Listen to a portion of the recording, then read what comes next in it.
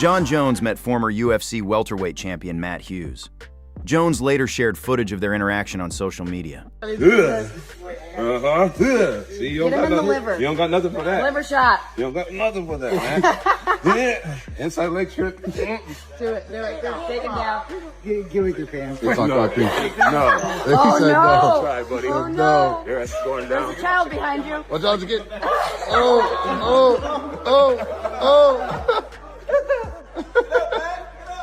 A few weight classes short. Okay. Oh, no. Okay, I tap. Islam Makhachev ran into Kamaru Usman and Justin Gaethje at PFL New York. The UFC welterweight champion couldn't resist trolling Gaethje over his noticeable belly. I like it. The gloves, but one thing I don't have bag when you send me the bag. You know what's in your bag? Absolutely. What's in there, ready? What's in it? You got it. Very nice. Absolutely. I like Anything you guys need. Get down a little bit. It's hard. It's genetics, bro. I just don't look like it. He's a rhino. Secret. Khabib Nurmagomedov is back at it again. Team Nurmagomedov continues to produce top-level talent, and we got to see some of that on display at PFL New York on Friday. The main attraction was lightweight champion Usman Nurmagomedov, who returned for his second title defense of the year and viciously knocked out Archie Colgan in the very first round. The fight also had an interesting connection to Justin Gaethje and Khabib, with Gaethje in Colgan's corner and Khabib coaching Usman. Also on the undercard, Khabib terrifying 11-0 prospect Amru Magomed scored a 30-second knockout victory in his PFL debut. Now, new footage has emerged of Khabib jokingly reminding Usman and Amru that success is never built alone. Khabib said that they don't give enough credit to their coaches, including himself, for helping them improve. 2-0. These guys like well-rounded fighters, you know. They can kick, they can punch, they can wrestle, they can grapple, they have experience, 5-round fights. These guys do everything. You know, it's like, we call it new generation. They coming. Every other new guy is better than old one, right, Coach? Yes. This is They're right, all Coach. better, yes, that's true. Yes. Coach, you know what interesting? When they become better, they don't give credit for coaches. Why? What about our work? They will later. Later. Like you the Right same. now they don't. Right now, yeah. They don't They're too realize. excited. Too excited, but they appreciate us. This guy doing amazing. A UFC event in Spain appears unlikely soon. Spanish fans, featuring star Ilia Topuria, have long hoped for a local UFC event. However, at Saturday's post-fight press conference after UFC Belgrade, Dana White tempered expectations. He cited Spain's political situation, making an event difficult. White also referenced a recent immigration incident in Ceuta, where thousands of migrants illegally crossed the border. Well, it's never been easy to do a fight night in Spain or a numbered event in Spain, or we would have done it already. You know, rarely do I talk about things that we don't do. I don't know if I've ever, other than Spain. But yeah, it's not easy to get into Spain, but we're gonna figure it out. Amazing. One last question for me. Since I'm Italian, I've already asked you this question in London. Actually, it is kind of easy to get into Spain, isn't it? But not. We've had a tough time. Sorry. It also looks like we could see Usman Nurmagomedov in the UFC very soon. Dana White confirmed that the promotion is interested in signing the undefeated lightweight star after he completed his PFL contract on Friday. Last one from me. Usman Nurmagomedov has finished his contract with PFL. Is that someone you'd be interested in signing and bringing to the UFC? Sure. Cool. Dana. Yeah. We've got some massive fights reportedly lined up for UFC 331 and No Shea UFC. As previously rumored, respected Brazilian journalist Leo Guimarães has now confirmed that Charles Oliveira vs. Arman Sarukyan 2 is set to headline UFC 331. The rematch is expected to be 5 rounds, but the BMF title will not be on the line. The rematch between Joshua Van and Alessandro Pantoja has also been officially confirmed for the card. Additionally, according to Brazilian journalist Igor Ciccianello, John Silva vs. Yair Rodriguez is set to headline No Shea UFC on September 12th. The fight will mark Yair Rodriguez's first appearance since his victory over Patricio Pitbull in April 2025. Silva, meanwhile, is coming off a decision win over Arnold Allen, following his TKO loss to Diego Lopez in September 2025. Who do you guys have winning these fights? Drop your predictions in the comments below. Arman Sarukyan is back in the win column after dominating Indian fitness influencer Ankit Baiyanpuria in the main event of the Hype Armenia grappling event. Thousands of fans packed the Tashir Arena in Sarukyan native Yerevan, Armenia, to watch the UFC lightweight contender take on Baiyanpuria. A massive social media star with more than 12 million followers, but seemingly limited combat sports experience. As expected, Arman was in complete control from the opening bell, suplexing his much bigger opponent before eventually securing an armbar finish.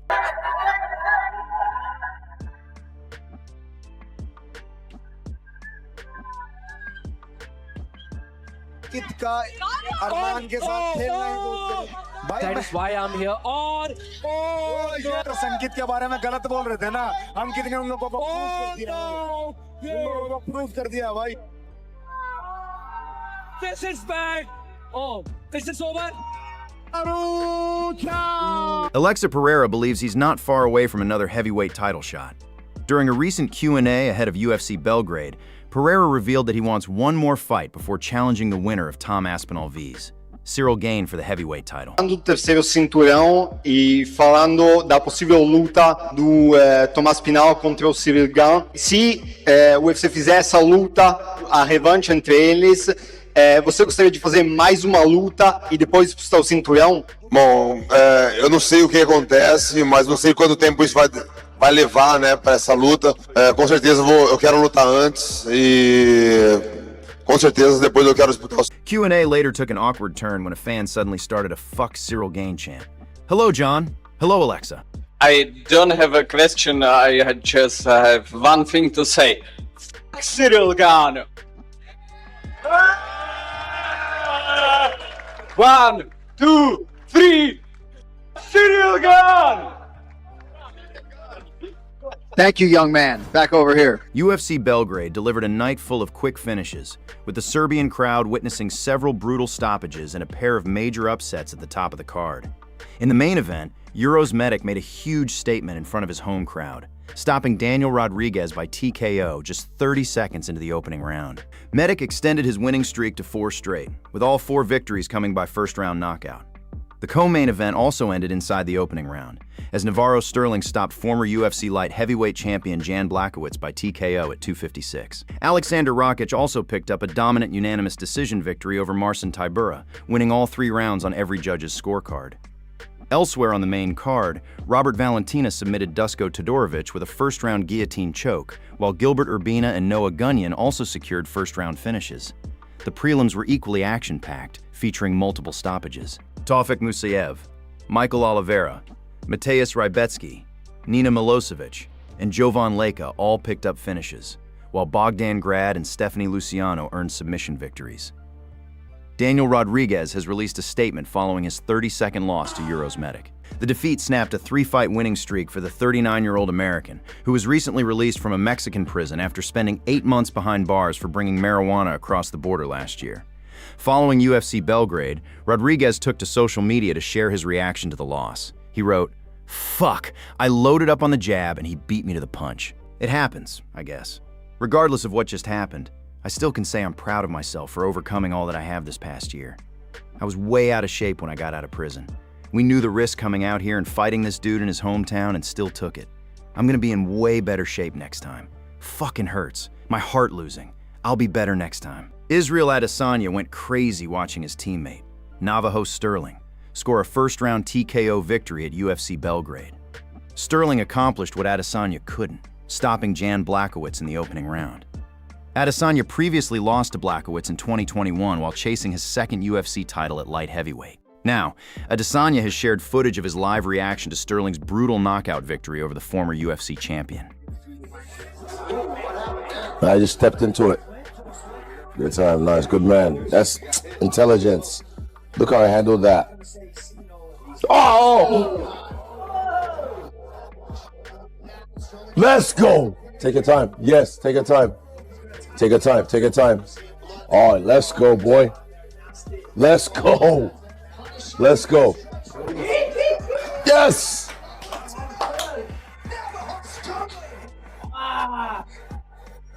He's so calm. Look how he just calm. He was just chill. That's my, yeah, let's go, twin. Let's go. Yes. What? Sent that. Boom. Woo-hoo-hoo-hoo. It's top 5. Navajo. Once he cut him, that rocked him too. Oh, his eyes was like, he was gone. Yeah, and Mark saw it. He saw the eyes. From that angle, you can see the eyes. He was gone. That's my boy. He's up. The tension between Islam Makhachev and Ian Garry has officially gone beyond quiet confidence. As UFC 330 gets closer, the atmosphere surrounding this fight has changed completely. Choked to sleep. Islam Makhachev taking on Ian Garry. Islam's gonna drown him, I think. Boy, I hope Makhachev goes in there and handles his ass, gets his neck. He's never grappled with a guy like Makhachev. How many times did Islam take you down? More than he took you down. Having long legs like Ian, keep him on the ground easier. Ian Garry's reach is only 74 inches. Several respected voices have noted that elite-level fights are often decided by small details. At the championship level, everyone is physically prepared. Everyone is trained for months. Everyone believes they can win. The difference sometimes comes from who handles pressure better when emotions begin to rise. That is exactly why the recent heated exchanges have become such a major talking point. So you're, again, two division champion now. What is next? Like, you've achieved this goal. What motivates you? And what is your next goal? Like, how do you keep getting motivated for the next goal? It's a good question. Very hard to be still like motivated, you know. First time when I was fighter, I was dreaming to become UFC champion. After that, when I have most UFC title defending the lightweight, I want to be like double champion. Now when I'm the double champion, I have like 16 or 17 fight win streak with Anderson Silva. We have same. And I have to fight one more time to beat his win streak, you know. Maybe something like this to motivate me. But first of all, what motivates me is if you step in the cage and you're not ready, so I'm gonna smash your face, you know. That's why I have to be focused. I have to still training hard, and you know, it's good for my health. Of course. If you step there and you're tired or not ready, somebody gonna go like very. Ian Garry presents an entirely different puzzle. His greatest weapons are movement, timing, and confidence in open space. Watching us, you know, a lot of kids were following us. Yes. I was trying to be a good example for them, you know.